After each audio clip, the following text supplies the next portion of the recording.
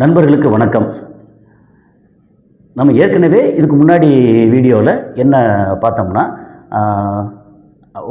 அதாவது ஏன் அமெரிக்கா ஈரானை பார்த்து கொஞ்சம் தயங்குறான் அப்படின்னா, அவங்க கையில் வந்து எல்லா விதமான ஆயுதங்களும் இன்க்ளூடிங் அணு ஆயுதம். அதோட சப்ளை யாருன்னா சைனாக்காரன் அப்படின்னு சொல்லி நம்ம பேசணும். அதில் வந்து அணுன்னா என்ன, இது புரிதலுக்காக இது வந்து காலேஜில் ஸ்கூலில் பாடம் நடத்தும் போது சில நேரம் வந்து அப்படியே ஃபிசிக்ஸ் மாஸ்டர் அவர் வந்து பாடம் நடத்திட்டே இருப்பார்.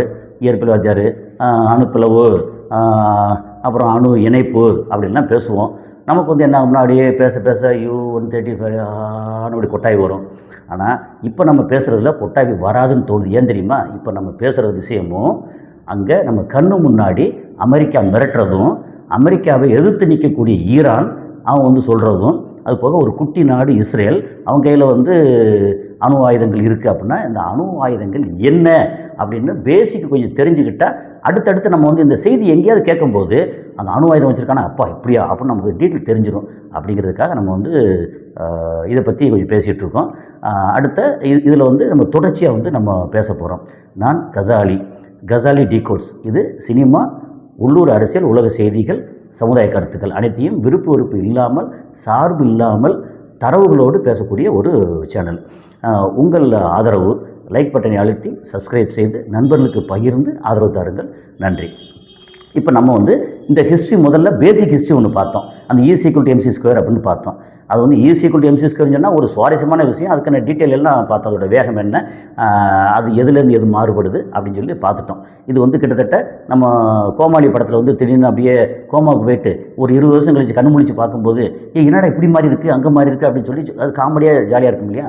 அது மாதிரி நம்மளை வந்து ஒரு ஸ்பேஸில் ஒரு கடனில் உட்கார வச்சு இந்த லைட்டு ஸ்பீடில் வந்து சுத்த விட்டு அப்புறம் 2 நாள் கழித்து திரும்பி வந்தோம்னா இங்கே ஒரு 50 வருஷம் 60 வருஷம் தாண்டி போயிருக்கு. நம்ம வயசு அதே தான், அல்லது 2 நாள் நம்ம வயசு ப்ளஸ் 2 நாளாக இருக்கும். இங்கே வந்து பூமியில் இருக்கிறவங்க வந்து நம்ம கூட இருந்தால் நம்ம கிளாஸ்மேட்டு அப்படி வச்சுக்கோமே, நமக்கு வந்து இப்போ வந்து 25 வயசு அப்படின்னு சொல்லியாச்சுன்னா 25 வயசு 2 நாள். நம்ம கிளாஸ்மேட்டுக்கு வந்து உதாரணத்துக்கு சொல்கிறேன், அவங்களுக்கு வந்து 80 வயசில் இருப்பாங்க. எப்படி 2 நாள் எப்படி வரும்னா அதுதான் இந்த E=mc². அதோட ரிலேட்டிவிட்டி தியரி. இது வந்து ஒரு புரிதலுக்காக சொல்கிறது. இது வந்து எப்படின்னா, நான் வந்து வெளியில் இது என்னங்கிறத வந்து ஒரு இடத்துல படித்தேன், கேட்டேன், ரொம்ப சுவாரஸ்யமாக இருந்துச்சு. அந்த 2 நாளும் இங்கே 50 வருஷமும் ஒன்று. 50 வருஷம் கரெக்டாக 50 வருஷம் இல்லை, நான் உதாரணத்துக்கு சொல்கிறேன். நம்ம வெளியில் அந்த ஸ்பீடில் நம்ம போனோம்னா, நம்ம ஸ்பீடில் வந்து போனால் நம்ம உடம்பு எடுத்துக்காகும், அது வேறு விஷயம். ஆனால் அந்த ஸ்பீடில் ஒரு பொருள் போகிறதுக்கும் இங்கே இருக்கிறதுக்கான அந்த தொடர்பு, அந்த ரிலேட்டிவிட்டி தியரி, சார்பியல் தத்துவம் அப்படிங்கிறது தான் அந்த E=mc². அதை வந்து நம்ம பேசிட்டோம். இப்போ நம்ம வந்து அணுகுண்டுன்னு எடுத்தாச்சுன்னா, அணு ஆயுதம், நியூக்ளியர் பாம் எடுத்தாச்சுன்னா அதோட ஃபாதர் ஆஃப் அட்டாமிக் பாம் அது வந்து எப்படின்னா இந்த ராபர்ட் ஓப்பன்ஹைமர். இந்த ஓப்பன்ஹைமர் அப்படின்ற பேர் வந்து எல்லாருக்கும் பரிச்சயமான பேர். ஏன் தெரியுமா? இப்போ சமீபத்தில் ஓப்பன்ஹைமர் அப்படின்ற படம் வேறு வந்துச்சு. ஓகே, ஹாலிவுட்லேருந்து படம் வந்துச்சு. அதனால் அந்த பேர் வந்து எல்லாத்துக்கும் பரிச்சயமான பேர், ஓப்பன்ஹைமர். அவர் தான் இந்த திட்டத்துக்கான, அமெரிக்காவில் நடந்த இந்த திட்டத்துக்கான டைரக்டர் அவர். ஸோ அவர் தலைமையில் தான் இந்த அணுகுண்டு தயாரிப்பு நடந்தது. அதுக்கு விதை போட்டது யாருன்னா ஐன்ஸ்டைன். இது மாதிரி இப்படி சொன்னார், இப்படி வந்தால் இப்படி நடக்கும், இப்படி அணுப்படவு பண்ண முடியும் அப்படின்னு அவர் இந்த கணக்கை வச்சு சொன்னார். அதுக்கப்புறம் அந்த திட்டத்துக்கு வந்து 1941 அந்த ரேஞ்சில் வந்து ஆரம்பித்தது. 42 நினைக்கிறேன் அது ஆரம்பித்தது. அதுக்கப்புறம் வந்து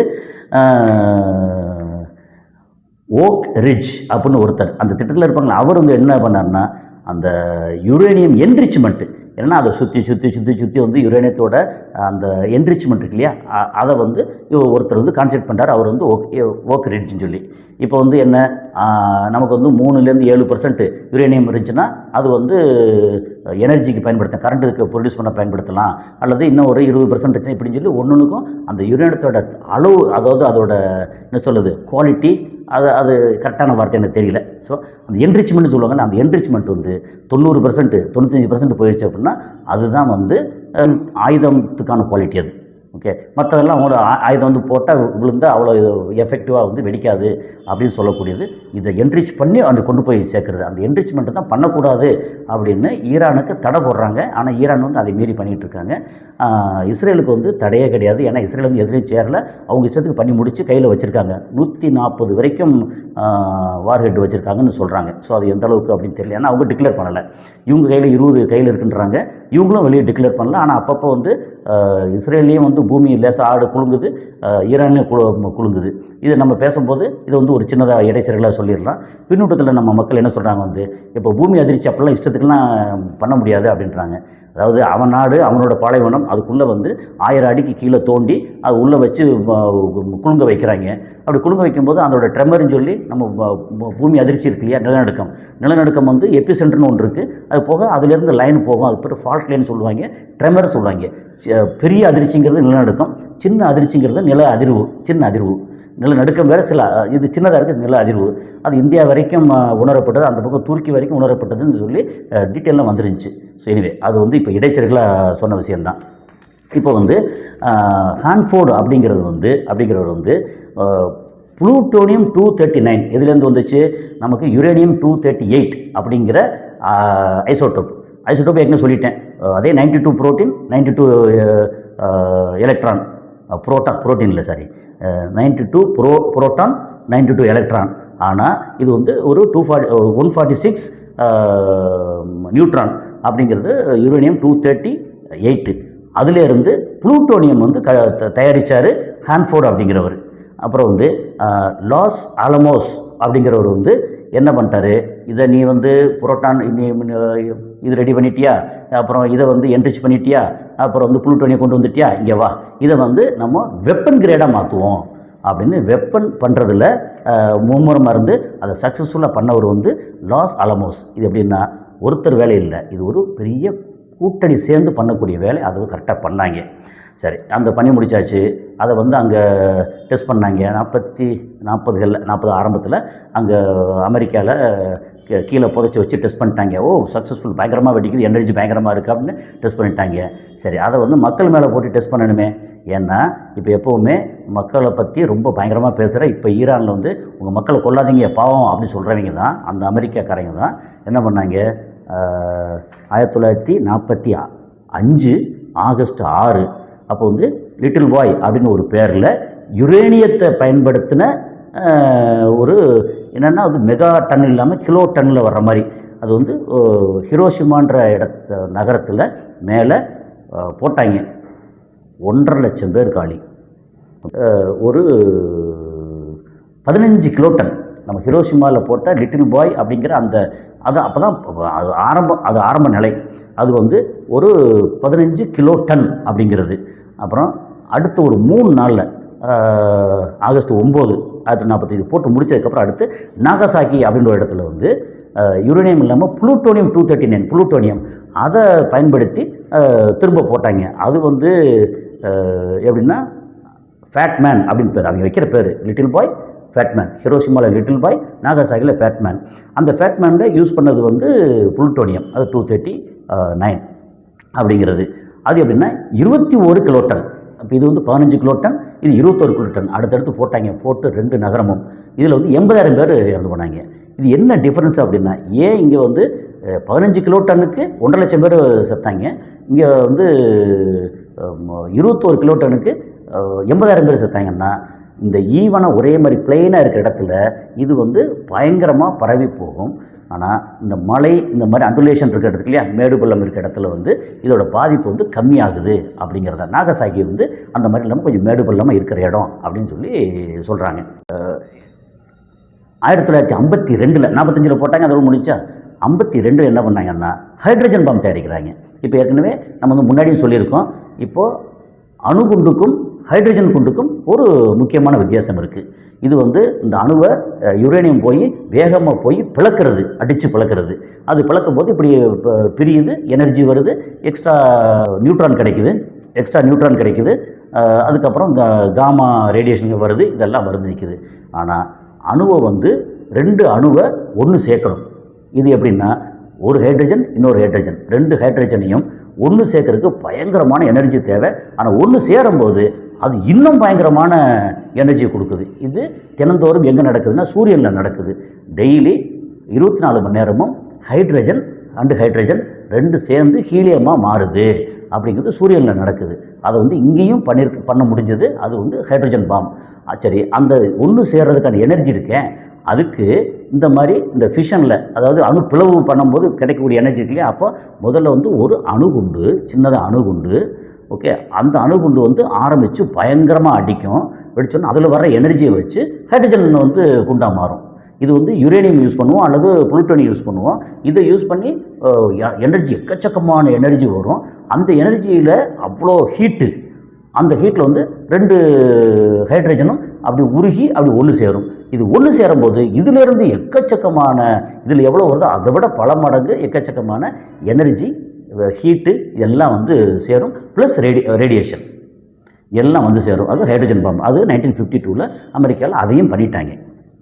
இப்போ வந்து இன்னைக்கு எப்படின்னா ஆஸ் ஆஃப் 2026 ஜனவரி, ஓகே, ஜனவரி 30, இப்போ இன்னைக்கு உலகத்தில் எவ்வளோ அணுகுண்டுகள் தான் இருக்குது, ஹைட்ரஜன் குண்டு ப்ளஸ் அணுகுண்டு எவ்வளோ தான் இருக்குது அப்படின்னா 12,000க்கு மேலே இருக்குது.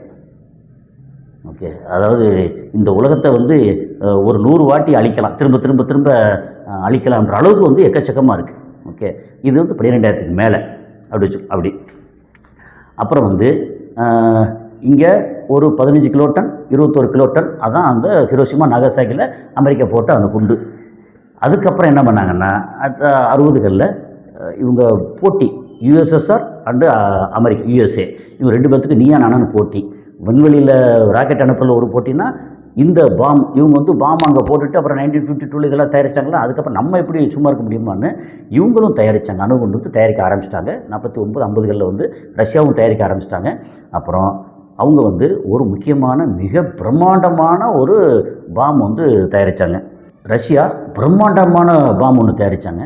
அந்த பாமுக்கு பேர் வந்து சார் பம்பா. அது டீ முன்னாடி இருக்கும், சைலண்ட்டு. அது டீசார்னு சொல்லப்படும், சார் பாம்பா அப்படிங்கிற ஒரு பயங்கரமான ஒரு அணுகுண்டு.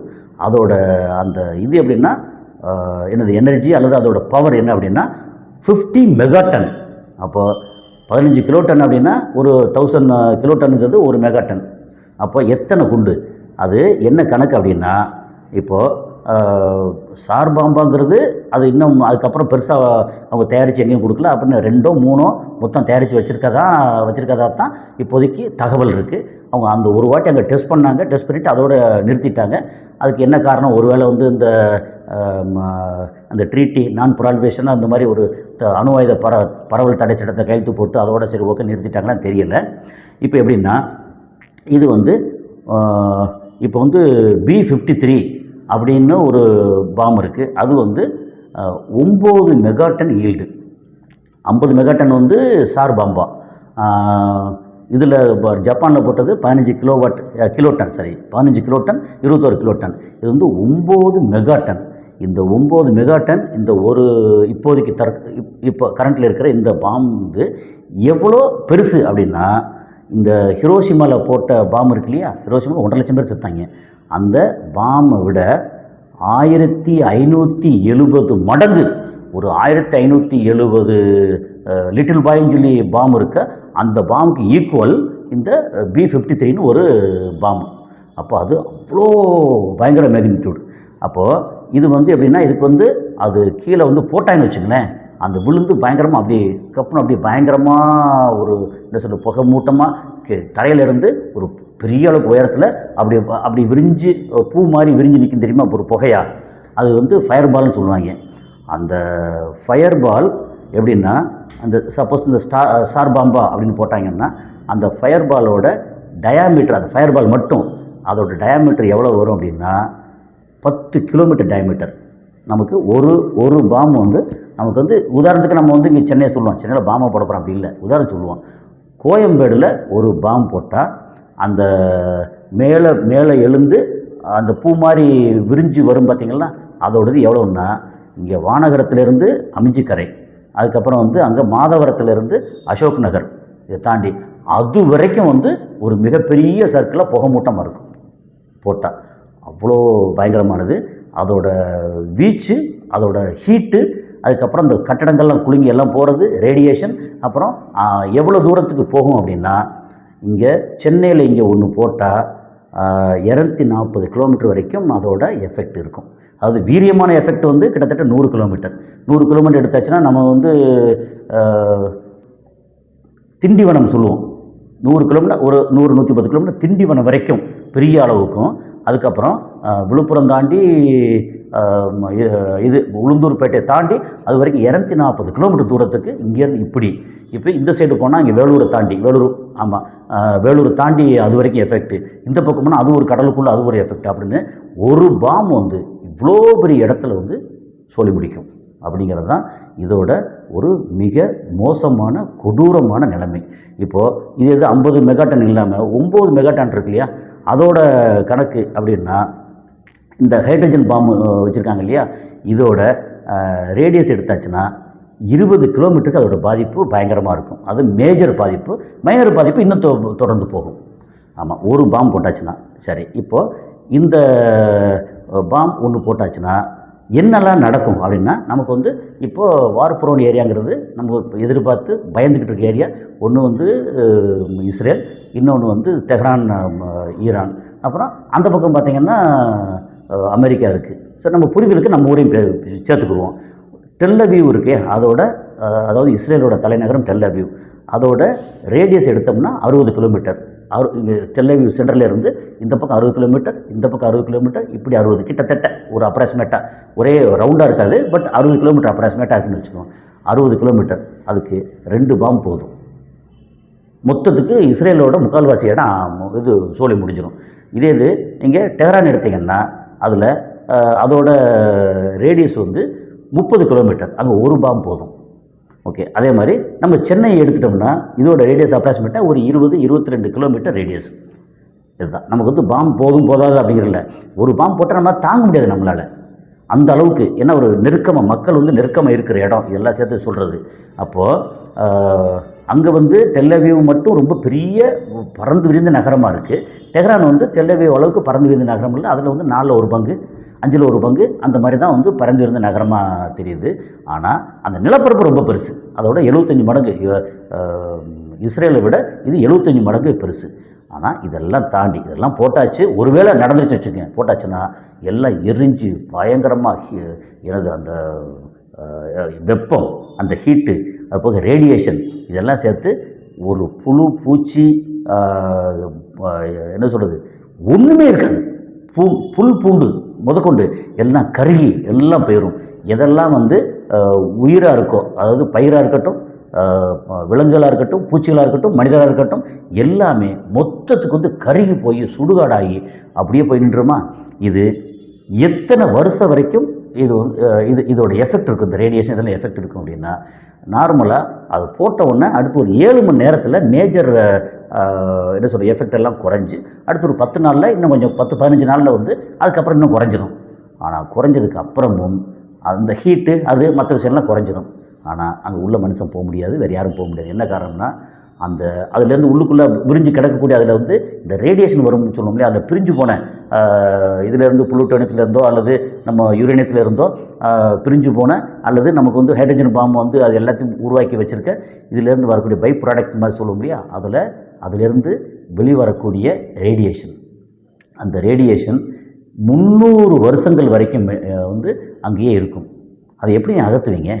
அப்போ மொத்தத்துக்கு அந்த அப்படி ரேடியேஷன் உள்ளதை பூரா எல்லாத்தையும் வந்து கூட்டி எடுத்து எங்கே போடுவோம்? கடலில் போட முடியாது, வேறு ஊரில் போட முடியாது. ஒன்ஸ் அதை தான் சொல்கிறேன். இப்போ மனித குலத்துக்கு, இந்த உலகத்துக்கு ஒரு மிகப்பெரிய நாசகார சக்தி அப்படின்னா இந்த அணுகுண்டு. இந்த அணுகுண்டு எந்த இடத்துலையும் யாரும் வந்து பயன்படுத்த மாட்டாங்க. ஏன்னா ஒன்ஸ் அணுகுண்டு போட்டாச்சுன்னா உங்கள்கிட்டையும் இருக்குது, என்கிட்டையும் இருக்குது. நீ பட்டனில் கை வைக்கிறதுக்கு முன்னாடி நான் கை வச்சா இங்கேருந்து கிளம்பி போய் அடிக்கும், அங்கேருந்து வந்து அங்கேருந்து கிளம்பி அடிக்கும். நீயும் காலி, நானும் காலி. அப்போது பாவப்பட்ட மக்கள் இருந்து எல்லாமே போய் முடிஞ்சிடும். அப்போ எல்லாம் காலியாகிடுச்சுன்னா அப்போ எதுக்கு அடிக்கணும்? அப்போது அணுகுண்டு வந்து அது என்ன சொல்ல, ஆக்கப்பூர்வமாக நமக்கு வந்து கரண்ட் தயாரிக்கிறதுக்கோ வேறு எதுக்கோ நம்ம வந்து அங்கே பயன்படுத்திக்கிறலாம். அதை தாண்டி நம்ம வந்து சில நேரத்தில் வந்து என்ன சொல்கிறது, கிட்டத்தட்ட இந்த ரேடியேஷன் தான் நம்ம சொல்லுவோம் இதுக்கு கேன்சர் செல்லில் வந்து சாகடிக்கிறதுக்கு. கேன்சர் செல்லு பயங்கர வேகமாக வளரும், அது சாகடிக்கிறதுக்கு அப்படிங்கிறது. அது வந்து யுரேனியம் இல்லை, அது வேறு. பட் என்ன, அது ஆக்கப்பூர்வமான இந்த ரேடியேஷன் வந்து பயன்படுத்துறது, ஆக்கப்பூர்வமாக பயன்படுத்துறது. அதே நேரத்தில் அணுகுண்டு வந்து உண்மையிலேயே உலகத்தின் அதாவது யோசிக்கவே முடியாத அளவுக்கு அழிவு சக்தி. அது எதுவுமே நடக்கக்கூடாது அப்படிங்கிறது தான் இந்த நமக்கு இவ்வளோ விவரம் தெரியும்.